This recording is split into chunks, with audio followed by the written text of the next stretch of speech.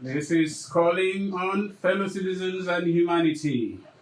When you've gone too far from the starting point, you can never, ever want to give up. And you can never also want to give up when you're doing a good thing. Open forum with Citizen NKO is a good thing on radio. It's a good thing in the town hall. It's a good thing on social media. It's a good thing wherever and whenever you come across us. Like I've said, this is Open Forum with Citizen NKO, and it's a program that's about people, issues, ideas, and solutions. And we say always that wherever this flag is flown, we take care of our own. And talking about taking care of our own, today we have somebody that, through the grace of God, Open Forum was able to facilitate a very critical issue that will have disrupted the life and progress of a physically impaired person who was doing his master's degree but could not defend his project, and help came at the 11th hour. We're going to take just about 5 minutes or thereabout to just have him say thank you. In the studio, before we do that, we are blessed to have in the studio for the third time. He is also the third person to score the hat trick on Open Forum. Being on Open Forum with an NKO on radio, this is Memories 96.5 FM, Radio Akwa Ibom State, Nigeria. It is always memorable here. We have the man we know as Total Chair. His name is none other than architect Uchu Itatuyo, a one-time state chairman of the People's Democratic Party of Akwa Ibom State, a one-time executive chairman of the Local Government Service Commission. He's been this, he's been that. But what he is, that you can never deny the fact that he is a man of integrity, and his words, you can always take it to the bank. We welcome Your Excellency, Architect Uchu Itatuyo. Thank you, Citizen NKO. My pleasure having you here. Same here. Meanwhile, the last guest that was on air, I couldn't even recognize you immediately. I had to draw his attention. I said, have you seen the man that made you? And he screamed and bowed. You affected a number of lives. I just heard him testify what happened when you... I know. You're welcome, sir. Thank you. Yes. In the studio, like I've said, we are going to take him on very briefly, maybe just 5 minutes, but he's going to stay with us through the program. He's Ekerebong Jackson Ekwere. Ekerebong Jackson Ekwere happens to be a visually impaired MSc student in the Department of Agricultural Education, University of Uyo. About a month or 2 months ago, he cried to Open Forum that he went blind doing his first degree, and because he is unstoppable, he went ahead to go for masters after his first degree, but he had to change the course from engineering to agri-education, and he could not defend his project, and he needed financial support, and he also needed and still needs what do you call it now, bioptic lens to be able to see. And he has actually gone to Lagos, and did the test, and he could see if he's able to have access to that glass. So today, he is here not to make appeal. No, we are going to play Oliver Twist, yes, but he wants to say thank you because a member of the cabinet of His Excellency, Dr. has come into my mouth, Dr. Umo Basieno, a member of the state school, that one of those I reached out to at the dying minute, at the 11th hour, on the final day, that if he had missed that opportunity, he will have had to go through another session. But today, let me not introduce the man in the ESCO first. Let me introduce Ekerebong Jackson Ekwere. You are welcome to Open Forum with Citizen NKO. Thank you, sir. It's my pleasure, sir. You're welcome. Yes. Before we take the stories, it is traditional that we give a rundown of what we did last week, because we are not just doing a radio program here. This is a town hall that is different, in fact, from Bala Blue and Blue, Red, White, and whatsoever you may think of. This is an ideas bank. you can take our word to the bank. We don't just talk here. Whatever we say here because we are doing this program in support of His Excellency, the Arise Agenda, and the Happy Hour, which we domesticated here to show how Happy Hour can be run. It's not about drinking, but Happy Hour, as God laid it upon the heart of His Excellency, we have to fine-tune it, is to meet needs, to bring solutions to the table. And those that know me know I'm a solutionist, and by the grace of God, this is some of the things we arrived at last week.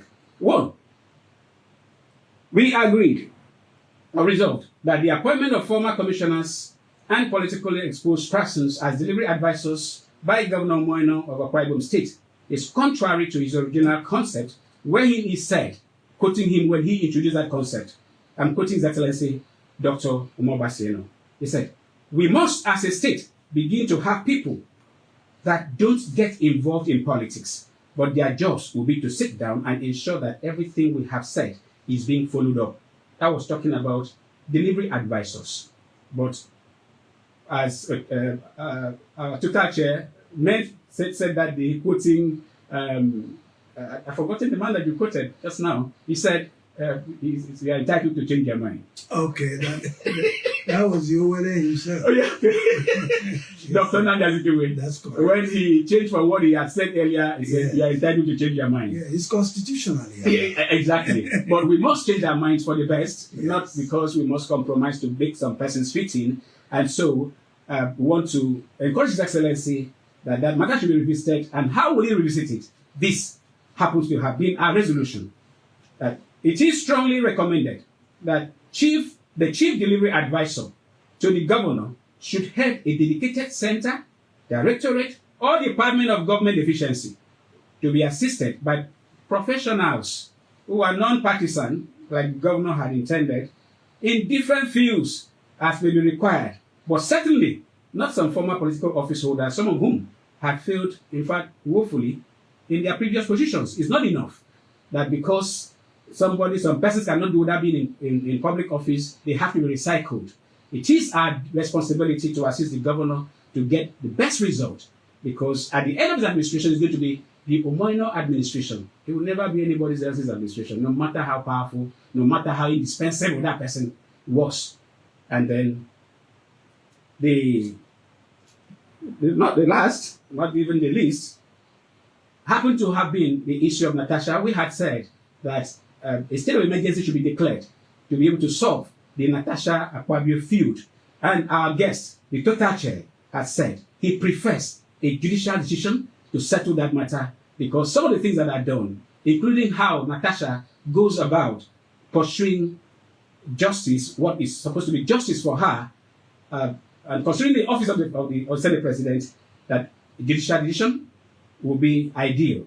But this is how we finally resolve as Open Forum that as much as judicial decision on the Senator Akpabio versus Senator Natasha feud may be desirable, opinion and committee leaders should intervene and amicably resolve the embarrassing matter. And having to do with that, I want to inform you that Senate President Godswill Akpabio's lawyer had approached Natasha for an out-of-court settlement, and he also said something that shows that he is still a lawyer to a party. He said the way the woman has gone about it doesn't have evidence. So if you are alleging no evidence, how would you be able to impress upon the person to come and mediate? That still makes it impossible. And we believe that leaders should be able to mediate. There should be a limit to that face-off, because it's a complete distraction, and if allowed to go on, nobody can tell, because it was mismanaged from onset. That was those things we dealt with. There are others. I can't bring them here. There were some revelations His Excellency, at the Twitter you made about the wonders His Excellency Pastor Moino is doing in Oro as for a people, and the difference he has brought compared to the previous administration. We cannot deny those very key points. They will be captured in our book, which we trust God that will be out this year when I'll be 60. Now, straight today, if we cannot do any other thing, we're going to touch on what we have tried to deal with the last 3 times, having to do with the a Bom Deep Sea Port or a Baka Deep Sea Port, as some persons want to call it. We are going to look at the issues that made that project to seem to be frustrated. We'll try as much as possible to look at the letter that the Oro people wrote, which His Excellency Tutatu said he was part of it, and then the outcome and the frustration that greeted the whole exercise until now. We must not fail to do this, and that is what? Look at the food for thought and thought for food. And it says, the court of justice. In the court of justice, both parties know the truth. It is the judge who is on trial. Justice J.R. Maida. I take that again. In the court of justice, both parties know the truth. It is the judge who is on trial. There's no time. An overview by AI, you can Google it. You'll see what it's talking about. So you find sometimes that even a criminal, a fraudster can go to court and get judgment. It doesn't mean that the person doesn't know that he's as guilty as hell. But because the judge may have taken side, or the judge may not know much, they give judgment. And maybe because of how cases were presented, we now use technicalities or whatsoever, there's more to it. Some other day we'll take this and have to read out an AI overview to give you that enlightenment. It's not enough that you have somebody mediating. Some people that mediate are doing that having taken partisan sides. And that's very important, why we must be so enlightened to the extent that when you find that judgment does not align with justice, the natural thing is to do away with such judgment and move on with justice. You're welcome. I am citizen Matthew Kofi Okono. I am just an ordinary citizen, but with extraordinary drive of patriotism. And what we do here is to help His Excellency Pastor Moino, help Mr. President in the renewed agenda for a better country, to bring issues to the table without wasting more time. Ekerebong, Sir? you are here. Yes, sir. Why are you here?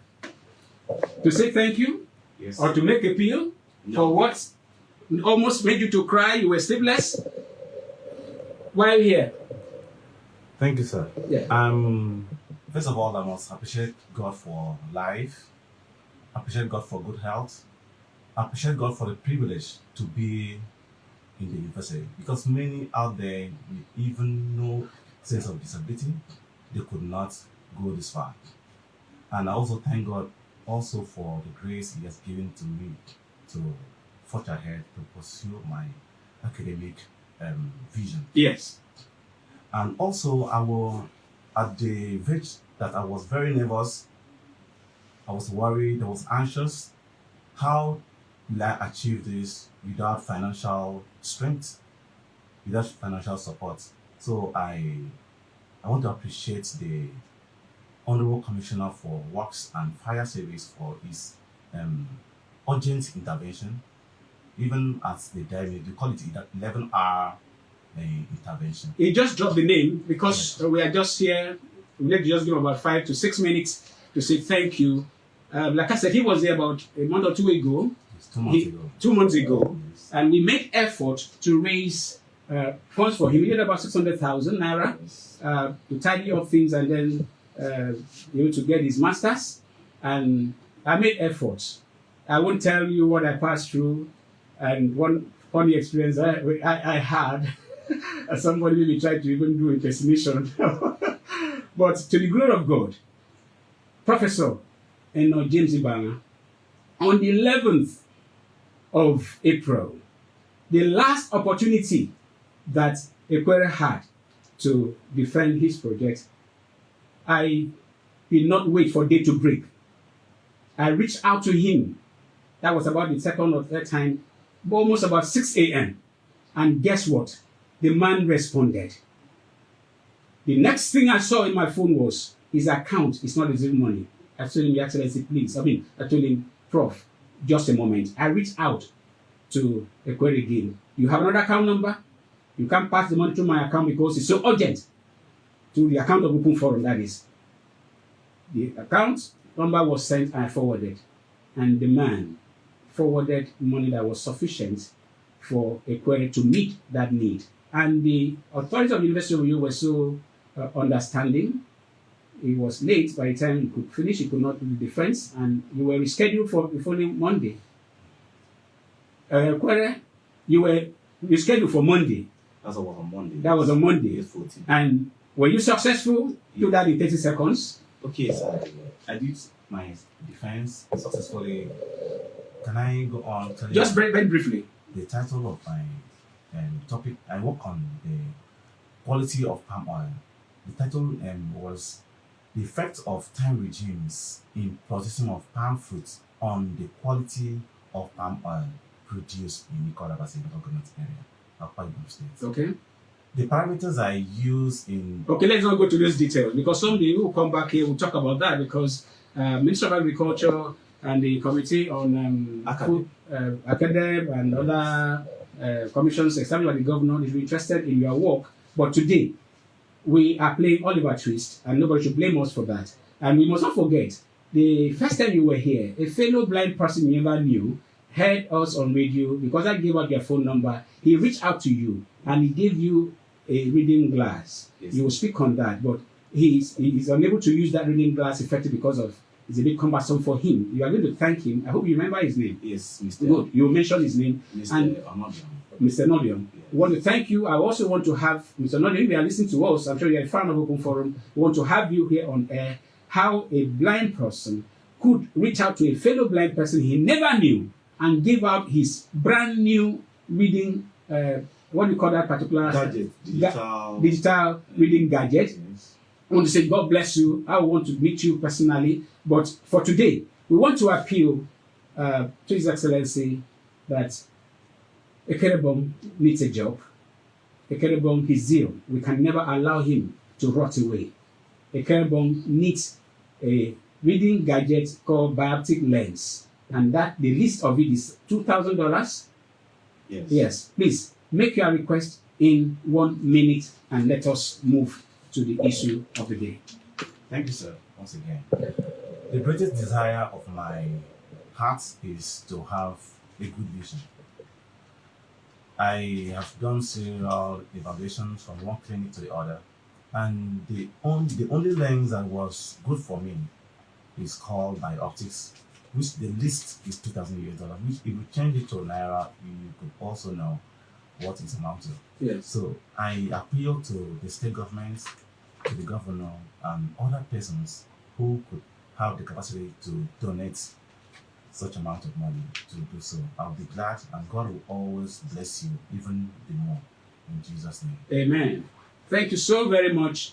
We have had Ekerebong Ekwere come to say thank you to Professor Naibana for coming to his head at the last minute, 11 hour like we normally hear, and I saw that happen. And two things happened on that 11th, all of them for good. This one made my heart glow that some of the cabinet members are taking after His Excellency in touching human beings directly. He doesn't know him. I've never shaken hands with Professor Naibana, even though I've handled a matter in his ministry having to do with the food affairs issue. We couldn't get that sorted out. But I want to thank him so very much, just like I thank the SSG, by the grace of God. It's as another person that has reached out, trying to assist us to solve problems. And in the next 2 weeks, one of the problems we're going to solve through such assistance happens to come from Prince Enogonwa. Awesome people who are in touch with humanity, in touch with reality. We are going to send further letter, because this one is beyond individuals. We're going to send a letter to His Excellency appealing to reach out to Ekwere. Thank you so very much for having listened to us. We want to go straight to the issue that has brought us here today. If you don't treat any other matter, please bear with us. His Excellency Pastor Umo Basieno announced very recently that there's going to be a flag off of the construction of Ibom Deep Sea Port. And that very project has seen all the three administrations. It was conceptualized by Obama. Incidentally, as a PPP project. I have hosted the man that sold the idea. His name is Chief Monday Udoikom. He's from my back. I've been to his house. I've seen documents. I've interviewed him. I've heard things. Thereafter, before then, I had hosted Prince Christopher Basiyu, who was then the chairman of our think tank, over this very matter. Before I shared with somebody and the man told me, look, that project would not see the light of day until certain things are done. I said, well, he told me, and then linked me up to Chief Monday Udoikom, who flew in from Lagos to meet with me, and the rest is history. The video is there. We have the transcript. We are going to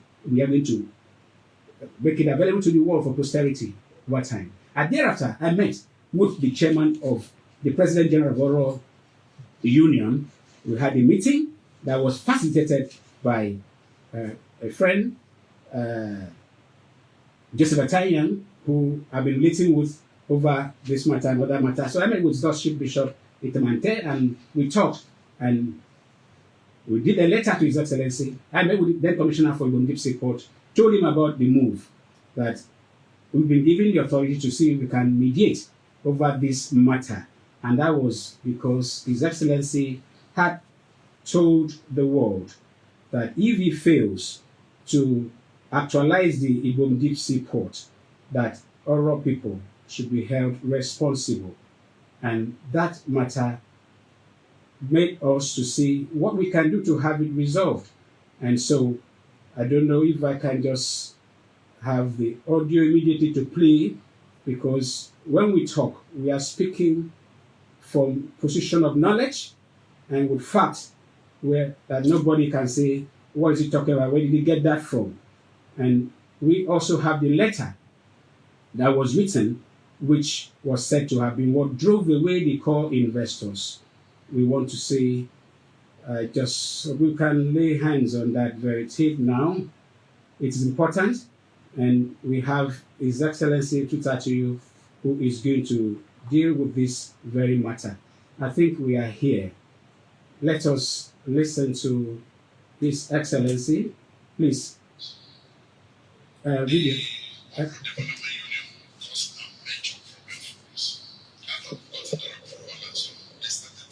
Okay, bring the camera close.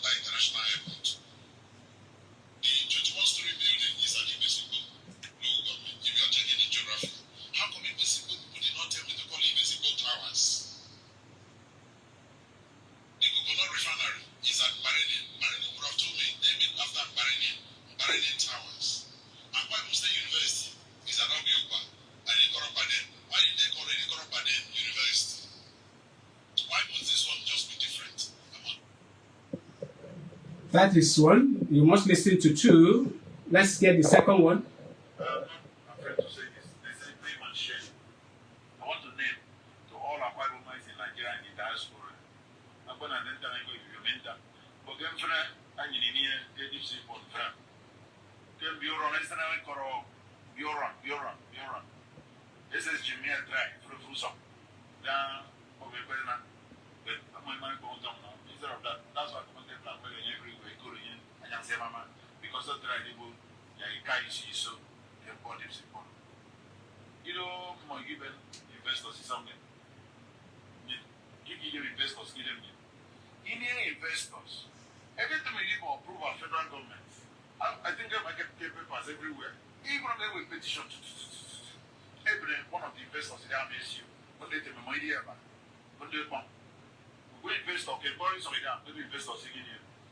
So then by the state government, if you don't call it is the state government will get 50% or something because investors by that we can make it more than 50%. Even that 50%, maybe not mainly in equipment and material. So it is state government maybe now state government they get nothing less than $750 to $800 million. Not only naira, $800 million. No government, even a federal government, maybe you can use some issues talk on the Nigerian government. You use to talk on the So, I mean, people, what is it? You didn't have it. Even if you don't get investors on it again, I mean, you go to investors on it. The fact that you're going to honor people, you get investors. So, they rather, and I know you get to move far again. The people you can get your friend, get your friend. When you see how next year, maybe you get put it out, go get an opposition on that. There will be when I didn't get it from Dipsy. They're going to get it back. They're going to get it. I'm going to make a word. Airport, between Uran. I think that should be okay. You have heard at least two of the videos during public interaction and the regular press talk His Excellency former Governor Udumimanu used to have. He addressed that issue that the Ibom Deep Sea Port is not being able to actualize it. I have an Oro man here. He's not just an ordinary citizen of Oro. He's a critical stakeholder and had admitted earlier that he was privy to the letter that was written. And right here, for those watching us online, I forgot to say this, we are streaming live online on Open Forum with LNK on Facebook. You're going to have this on YouTube thereafter. And you're also streaming live on Memories 965 FM, also on Facebook. I am displaying a copy of the letter written by Oro stakeholders, including the paramount rulers. And I won't be able to read everything because of time, but because once I take on the total chair, he is going to address all these issues and will ask very critical questions, which he will address so that we'll be able to make sense of it. This letter is dated May 12, 2021, and was addressed to Mrs. Bolloré Transport Logistics. The address is there in France. Attention, Mr. Philippe Labon. It said, "Dear sir, controversy surrounding Ibaka, in bracket, Ibom Deep Sea Port. We are informed that your Extreme Organization is the selected core investor in the Deep Sea Port development in Akwa Ibom State, Nigeria. We write on behalf of the people of Oro Nation, which is supposed to be the host community for the Deep Sea Port, to intimate you of the emerging controversy surrounding the Deep Sea Port project. We do this with the hope that as a core investor who will take up 60% equity in the Deep Sea Port, you can take appropriate steps to ensure the right thing is done so that the port can be developed and operated at a sustainable cost in a peaceful operational environment."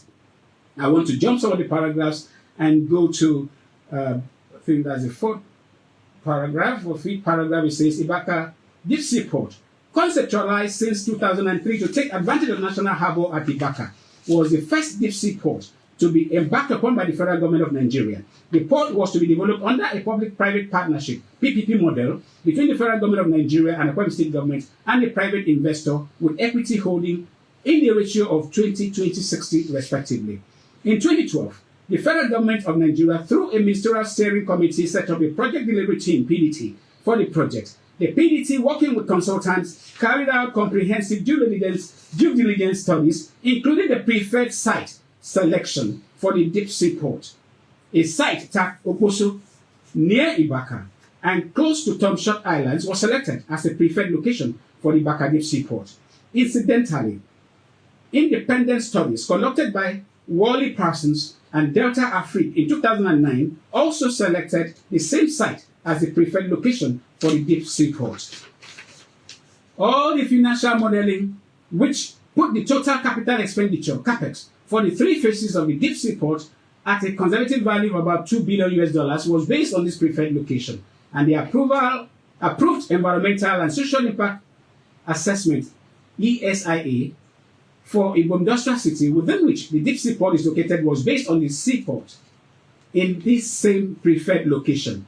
Godswill Akpabio, who was the governor of Akwa Ibom State in 2012, had promised to commission the deep sea port at the preferred location before leaving office in 2015. Unfortunately, destructive ethnic politics set in with unjustified plan to remove the seaport from the preferred location because it is Oro Nation, which is a minority ethnic nationality in Akwa Ibom State. As a consequence, for over 9 good years, there is nothing on ground for the deep sea port, apart from paperwork, which we learned has gulped billions of naira. What has come to our knowledge is that the deep sea port will now be built as a dock-out port in an artificial ocean created on dry land in a location outside Oro Nation. This new location scored low with qualitative location evaluation during due diligence studies was rejected.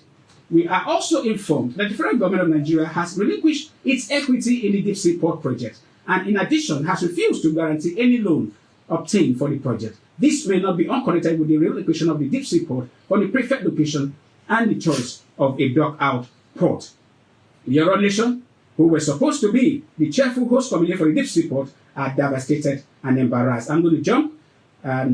They made attachments of certain documents, including location, Ibaka Deep Sea Port, from Oposo, a preferred location near Natural Harbour in Ibaka Oro Nation to be built at the dock-out port. They included digging out of an artificial ocean 1 kilometer square out of scarce land anywhere in Oro Nation, dumping of the excavated sand for all the ill-advised artificial ocean near Oro land and water territory with attendant negative environmental impact, and review of the location assessment documents on which the location is said to be based on experts. Sir, our prayer is that as a core investor, you please endeavor to go through the attached documents and decide for yourself whether the planned location of Ibaka Deep Sea Port from its preferred location is based on its scientific, technical, or economic reasons. And if not, so kindly use your leverage as a core investor to advise appropriately. Please accept the kind regards of our people. Yours faithfully, for the Oro Nation, His Excellency Ambassador Dr.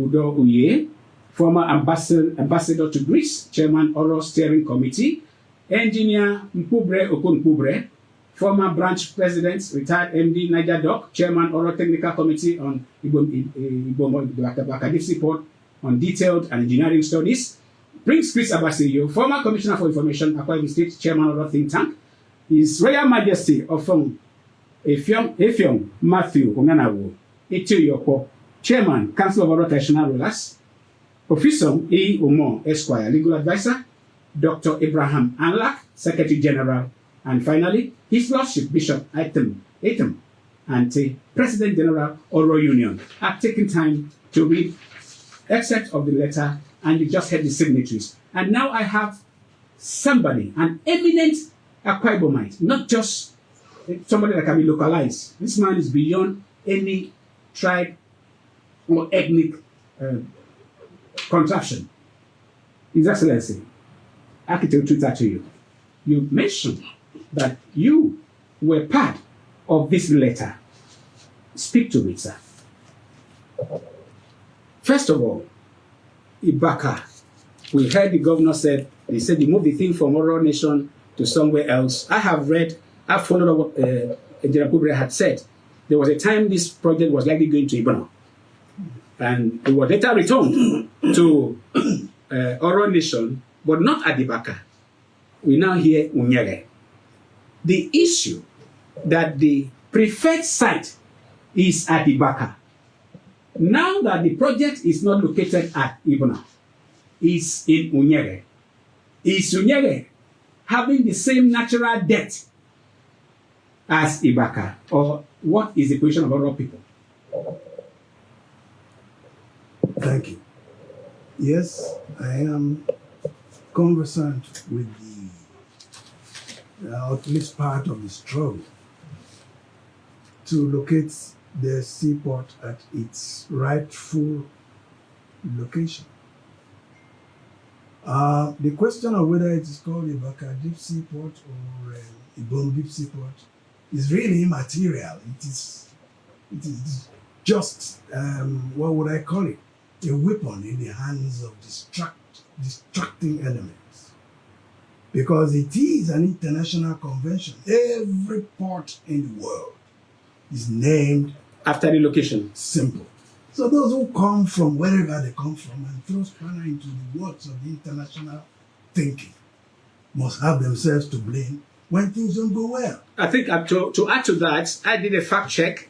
I asked Google some things, and I said the port of Shanghai in China, port of Rotterdam in Netherlands, port of New York, and then even locally here, Apapa Port, I wonder. and all of that. In Lagos, Yeah. you have Apapa, you have Tenkan, you have Badagry, you have Lekki now. listen to all. I mean, these are just, what do we call them? These are just mischief makers. So Because the name of the port should not even be a problem. From the 1900s, last century, yes, when the British Admiralty identified Ibaka as the best and the deepest drought in the equatorial region, western equatorial region of Africa. This whole thing, when people just want to be mischievous, they come in and they distract. And when they have a listening ear of maybe some sympathetic Yes. ear, I would say, it becomes a destructive. Your Excellency, I personally asked myself those questions, and being a thinker, I received the answer. I want to believe the need for the change of the name from Ibaka to Ibom had to do with the fact that the port was to be moved from that Ibaka location to somewhere else. Well, that's all part of the mischief. Now, if that is the case, it boils down to the fact that there was an EIA or SIA. There was everything as you have seen. So, in is there any other location Yes. in Nigeria, Yes. in Akwa Ibom, Yes. or South that has that natural drought? Only a thinking person will ask that question. The rest are just rabble rousers. Because the answer to all those questions is no.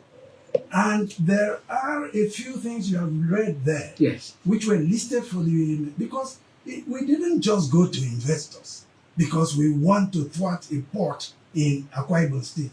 That is absolutely idiocy. You went to investors, from what I gathered, because the former governor refused to give Oro people a listening ear. Attention, is that true? Precisely. So, out of frustration, you wrote In fact, to we went Belore Transport Logistics. We went to everywhere. We went to the NPA. We went everywhere to save the port for the states.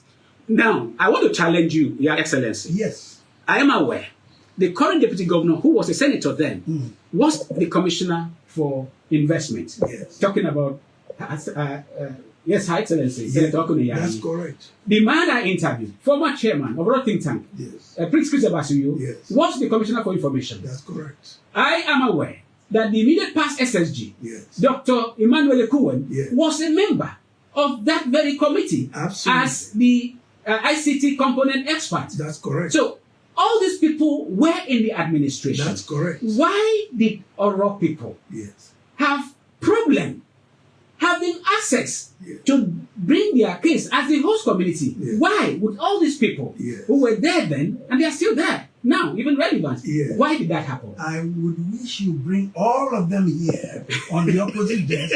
Let them answer that question because they're relevant. Because, sir, when things are done properly, you have absolutely no problem. Let me tell you, while we have been bickering over name, over nonsenses, we have lost the port, the best located port in West Africa or the Central African region. And while we are doing all these idiotic nonsenses, Lagos State, just Lagos State, has built 4 new ports. It's embarrassing. It is embarrassing. It is embarrassing. And we are all going, we go to Italy, we go to Israel, we go to maybe they should have even come to Oro. They are experts in Oro who can talk about port. No, but let's get serious. I don't know what drove His Excellency, the former governor. Yes. He was a bit uncharitable to Oro. Extremely uncharitable. And in his 8 years, I determined to let him be have his peace, run the state the way he likes, because this is. But don't you think that is main problem when you allow people who are making mistakes to go on and feeling that they have all the wisdom in the world? Those were not mistakes. Those were the actions of a deliberate spoiler. So why did you retreat? You may also be blamed for retreating because I believe in fighting for your rights. Yes, but you fight strategically. Didn't you see what we just did? We went to the places which mattered. Udom didn't matter in this thing. The state was more important than Udom. Now, But they had their hidden agenda, which was based on nothing scientific.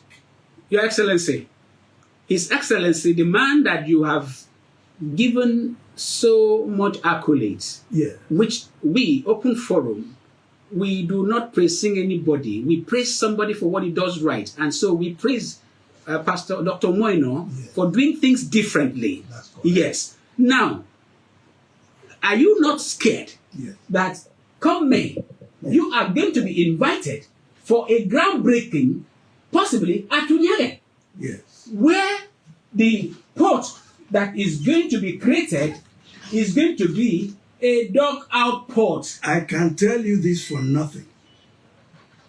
There is absolutely no way a port will be created outside the preferred location which had been scientifically determined. And that is at Ibaka. At where is Oposo. Oposo, yes. Yeah. With the Ibaka backdrop. That's right. That is why, in fact, the what did Fabio call it? That groundbreaking thing they do, Yes. the plaque. Free plan. It is still there. It is still there. Yes. But a road has been That is constructed or about being constructed that is called Unyage Ibom Port Road. It's not at Ibaka, it's at Unyage. It doesn't matter. It doesn't. A road can lead to anywhere.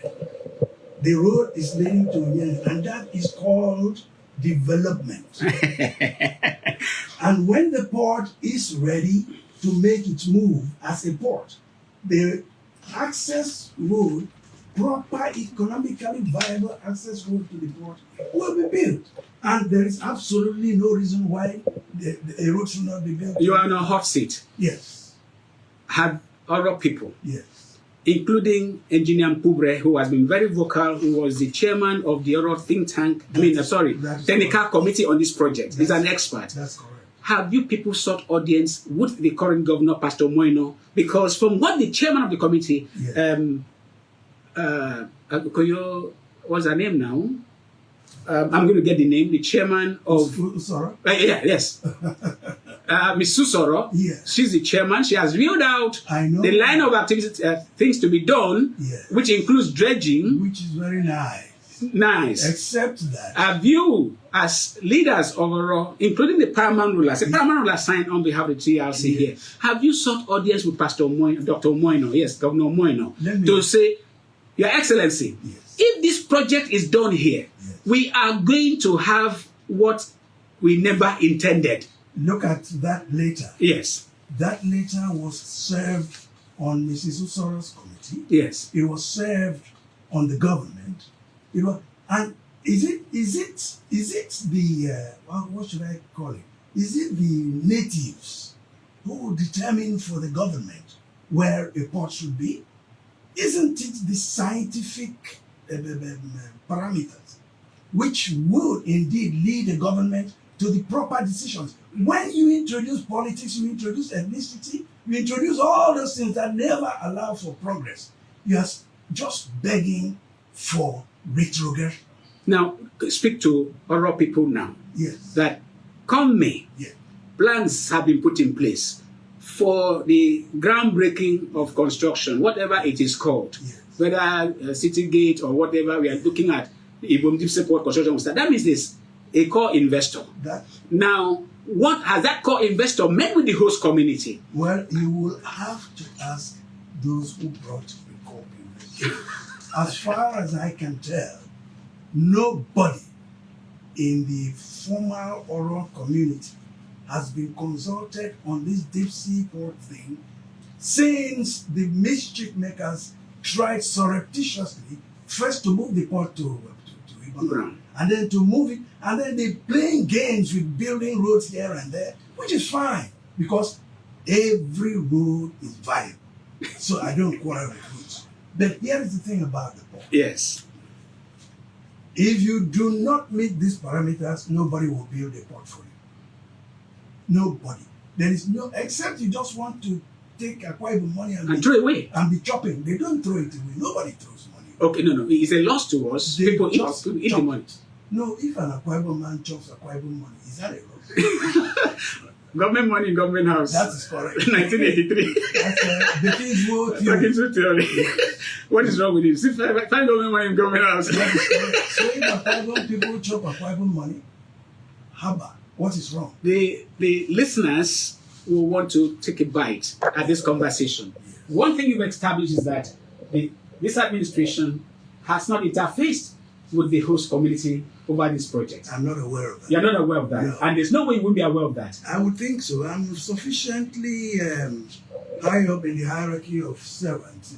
Absolutely. Yes. Now, the phone line, if you want to call in, we are facing a very critical issue because we have been on this Akwa Ibom without oil. This is the 24th edition. It's not when we started this program again. But specifically addressing issues how we can generate revenue for Akwa Ibom, idea for Akwa Ibom State. We open forum, self-sponsored. As I speak with you, we are in debt. But we don't care because this is what we're born to do. To add value to society. It doesn't matter if anybody counts that as something they say is insult or he's too proud, he's not aligning. I will never align with whatever is evil. I will not, no matter who's involved. So other people and Akwa Ibom people, if you are sound enough and you have 755 or 0809 066 6909. We want informed perspective. What do we do? For Open Forum, we are going to send a letter to His Excellency drawing his attention to these things. We are doing this for the sake of God and humanity. We are not even asking yet how many billions have been spent, like other people captured in their letter. Billions. I have some facts. May not know that somebody committed suicide because of this same project. That's correct. Somebody committed suicide. People are not aware. There's more to it. The line is available for you to call in, and while we are waiting for that line to call in, if you were to be hired as a consultant to just speak, please advise this community over this matter. What would be your recommendation, sir? No, before I go into that, Yes. I want to also comment on the fact that His Excellency Governor Moina, on his visit to Oro, addressed this issue obliquely. And those who have ears to hear must have heard the man. What do I obliquely simplify it for the public? No, because it wasn't a main topic. Why would His Excellency visit Oro and Oro people do not extract this issue from him? No, he addressed it. And he addressed it as addressing Ibaka Deep Sea Port. You are thinking, it's not exactly what he said. You are trying to decode. I'm not thinking. Really? He said it many times. In fact, he never mentioned Ibom Deep Sea Port. All those who spoke, even after, they were just being sycophantic and thinking His Excellency is in the game of deceit and all that. When he spoke, he called it Ibaka. by its proper name. That is absolutely correct. And let me tell you something else about dugout port. There is no successful dugout port in the world. The only dugout port in Africa is in Durban, in South Africa. Anybody who has a phone can Google that. can Google that. So why do you want to bring it to Oro? Absolute idiocy, really. Why? This is a conversation. And let me tell you, Yes. look at what we have lost and what has been Lagos's gain. All the traffic that goes to Lagos, more than 70% are eastern bound. Absolutely. My goodness, that Absolutely. is 2 hours from Ibaka. Why do we behave like animals? It is. And let me ask you again. Yes, sir. Which part of Akwa Ibom State will not be touched by the economic economic energy No, of a port in Ibaka. Akwa Ibom is even small. The entire south is going to be impacted. We've said this over In time. fact, that is what It's too small. That is the point. Tutache, I'm even afraid for Oro people because it's most likely that Oro people will maybe displaced because the kind of development that is This is coming. absolute truth. Akwa Ibom people, some people are going to relocate because of the development. Let me give you the example. Go to Lagos. Where do you find Apapa people? Where do you find Lekki people? Yes. Where do you look, man? It is a sacrifice which we must take properly, but it will affect the entire state positively. And then there are people hiding behind sectional nonsense and keeping the state down. They don't have that capacity with the kind of mindset that you have, with the kind of mindset that we have, and with the kind of mission that God has given to us to be a voice to the voiceless. We will speak on this matter. And like I said, in 2021, I hosted the man that brought the idea. Obomata was one governor that was receptive to ideas. Of course. And he would look for the best brains. He never recycled people who had not very little to offer than just ability to do abracadabra when it's needed politically alone. Let me Your Excellency, yes. because of time factor, Yes. if you want to come and speak on this matter again and even address other is because the issue of His Excellency endorsing the President, the Senate President, the Unity Party issue, yes. and the new development, we cannot take that today, but I can assure you that Open Forum, we will come with ideas that are only fit in the ideas bank. And if His Excellency wants to be back, he has an open check because we didn't have a call today. I'm surprised. We opened the phone lines. We didn't get calls. But I want to just thank you so much. You've dropped it. Yeah. Our people have not been carried along as we speak, according to you. When you say carried along, In the latest development you now. are even assuming that there is something going on. Okay, I don't think so. beautiful. Because if you're building a port, it is not something you hide inside a briefcase. Let's leave it It there. is something everybody sees. Let's leave it there. What the heck? Thank you so very much. Ekerebong, you are still here with us. Congratulations that you are now master's degree holder. Yes. And we are going to pray God that His Excellency has been touching lives. He will touch you. You cannot be this zealous and, so exemplary, and then you hide. I have saying in Open Forum. If you find a star on the ground, it's not meant for the ground. Pick up the star and send the star up there where it's supposed to be. Thank you so very much. I remain Citizen Matthew Kofi O'Connor, MKO. I'm a progressive advocate. I'm a reformer, and I'm just an ordinary citizen, but with extraordinary drive of patriotism. If you want to support this program, the number to call is 0802-757-7497. See you next week. Oh.